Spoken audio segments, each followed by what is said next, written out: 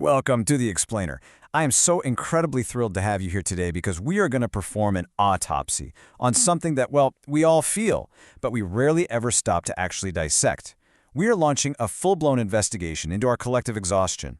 Today, we're going to use the latest research and data to map out exactly how a culture of overwork has completely rewired our brains, our workplaces, and even our romantic relationships. And we'll examine how this culture is actively mutating right now in the age of artificial intelligence. It's a fascinating, truly eye-opening journey, so let's get into it. Now, I want you to be totally honest with yourself for a second. Do you ever feel this sudden creeping pang of guilt simply for sitting on the couch and resting? If you do, you are experiencing the absolute core symptom of modern burnout. It's wild, right? We've basically been programmed to view rest as a failure of productivity. But why? How exactly did we get to a point where doing literally nothing feels like a crime against our own potential? Okay, let's dive into this. Section 1. The hustle culture trap, the mindset of exhaustion. To really understand our exhaustion, we first have to understand the mindset that demands it in the first place.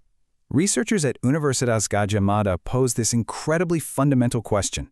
Are we living to work or working to live? I know it sounds like a simple cliché, but it dictates entirely how you structure your days. Are we dedicating our lives to our work while pushing absolutely everything else, our families, our hobbies, our rest, to the extreme margins? The UGM research highlights that a really dangerous shift has occurred. We no longer see work as a tool to sustain our lives. Our lives have essentially become the fuel to sustain our work. So the crucial point here is how this mindset actually manifests day to day. UGM psychologist Indrayanti explains that the old school idea of workaholism has mutated into something much more invasive: toxic productivity.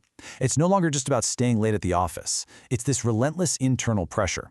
If you aren't working with 3 laptops open until midnight, operating like you're single-handedly controlling air traffic, you suddenly feel insecure. You feel like you're falling behind.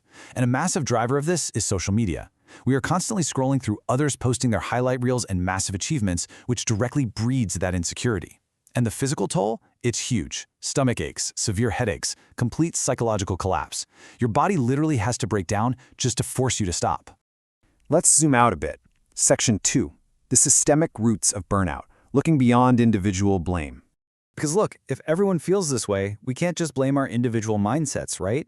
We have to look at our workplaces. A major finding from the McKinsey Health Institute highlights this massive disconnect. When employers see burned out employees, they almost always try to treat the symptoms.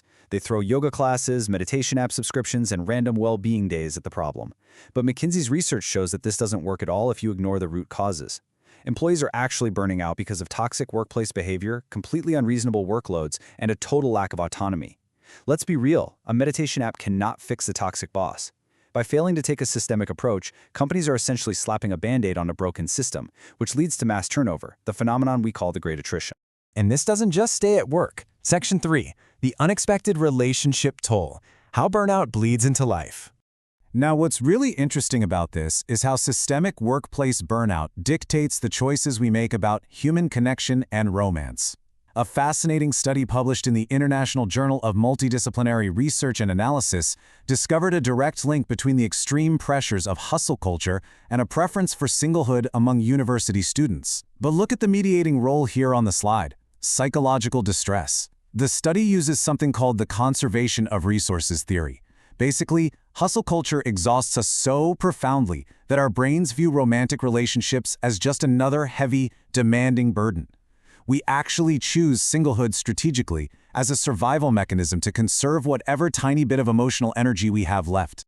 To put that into perspective, look at this staggering statistic: 45.2%. The study found that nearly half of the students surveyed had never been in a relationship. Never! They are actively delaying romance to build their careers, to construct their personal brands, and to secure their freedom of choice before ever even entering the marriage market. Hustle culture is literally changing the sociological timeline of human connection. We are quite literally too tired to fall in love. But wait, the culture is shifting again. Section 4. Hustle culture 2.0. From labor to leverage. Just as we are finally recognizing the burnout of the 80-hour workweek, the entire culture has mutated. I guarantee you've seen a post exactly like this online.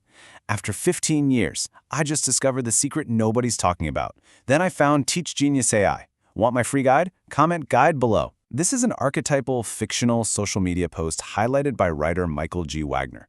Hustle Culture 2.0 no longer glorifies raw, grueling labor. It glorifies leverage. The new hero isn't the person grinding all night. It's the person who uses generative AI to do a week's worth of work in 3 minutes. But Wagner points out a massive danger here, which is the rise of synthetic expertise. AI dramatically lowers the barrier to sounding like an absolute expert. You don't need 15 years of actual teaching experience, you just need to know how to prompt an AI.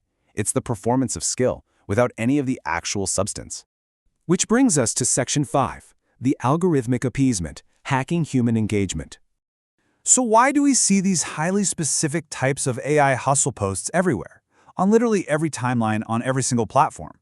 Because they're meticulously engineered to manipulate both human psychology and machine code. Wagner ruthlessly breaks down the blueprint of this new digital content, calling it the anatomy of a digital ghost. First, you have the hyperbolic hook designed to stop your scrolling dead in its tracks. Then a relatable problem to build false empathy. Next is the magic AI solution, promising maximum reward for zero effort. Then comes this vague, unverifiable proof to establish fake authority. And finally, the urgent call to action. It's a formula designed entirely for engagement hacking. Originality is explicitly punished here, and conformity is rewarded with viral reach. Which leads us to this massive pivot question. Who is the true customer here, the human or the algorithm? When a post tells you to comment guide below to get a free PDF, the creator isn't trying to have a genuine conversation with you. They are appeasing the algorithm. High comment velocity is the exact metric platforms use to boost a post's reach. So by typing guide, you are performing unpaid labor. You are generating the metrics that the machine requires to function. Human persuasion has become completely secondary.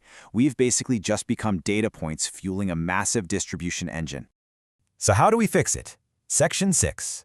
Choosing the human algorithm, breaking the toxic cycle.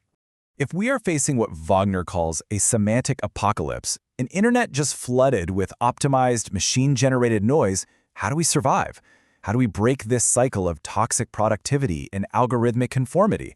Well, we have to consciously make a choice.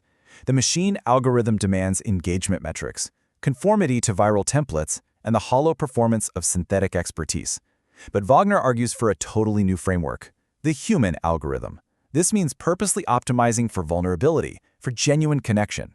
It means being willing to be messy, nuanced, and entirely unoptimized. And you know, this perfectly echoes the solution proposed by the psychologists at UGM. We have to step away from the screen, stop comparing ourselves to digital ghosts, and build real-world, authentic collaborations with actual human beings. I want to leave you with this final provocative thought.